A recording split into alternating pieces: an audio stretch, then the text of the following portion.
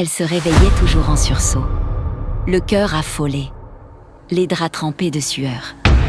Son corps se reposait, mais son esprit était tourmenté. C'était encore et toujours un immense serpent. Elle leva les yeux vers le miroir, et derrière son reflet, quelque chose bougea. Leur histoire avait commencé comme toutes les autres. Un mariage, des rires, des promesses faites devant les hommes. Après le mariage, ils aménagèrent dans une maison pas très grande, pas très belle, mais calme, du moins en apparence. Le propriétaire les accueilla avec une joie sincère. Un homme âgé, chaleureux, toujours souriant. Il parlait comme un père. Il regardait comme quelqu'un qui savait déjà. Chaque matin, le mari partait travailler.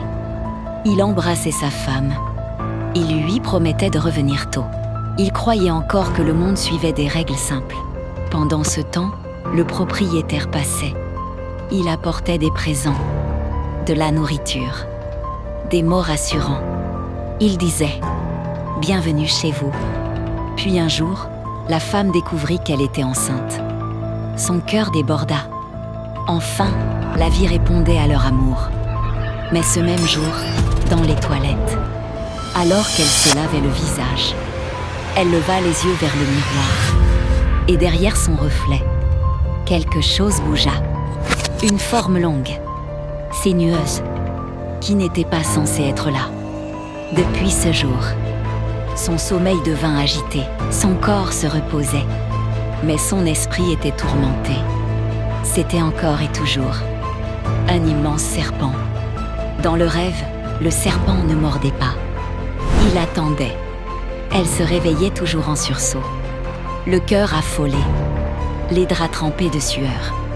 Quelques jours plus tard, à l'hôpital, le silence du médecin fut plus cruel que les mots. La vie qu'elle portait s'était éteinte. Elle avait perdu le bébé. Comme si ça ne suffisait pas, la situation de son mari s'empirait aussi au point d'avoir des impayés de loyer. Au travail, les reproches commencèrent, puis les humiliations, puis la menace. Il rentrait brisé. Et toujours, le propriétaire était là. Une main sur l'épaule, une voix douce, un sourire immuable. « Ça va aller », disait-il. « Et pour le loyer, ne t'en fais pas. Tu payeras quand ça ira mieux. » Comme s'il en était certain. Le couple fut soulagé par la bienveillance du vieux propriétaire.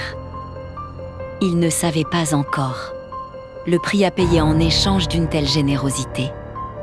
Cette nuit-là, le rêve revint, plus violent. Le serpent les poursuivait désormais. Dans les couloirs de la maison, ses écailles frottaient contre les murs. Ils n'étaient plus cachés. Ils se réveillèrent en même temps. En sueur, terrifiés, ils avaient fait le même rêve.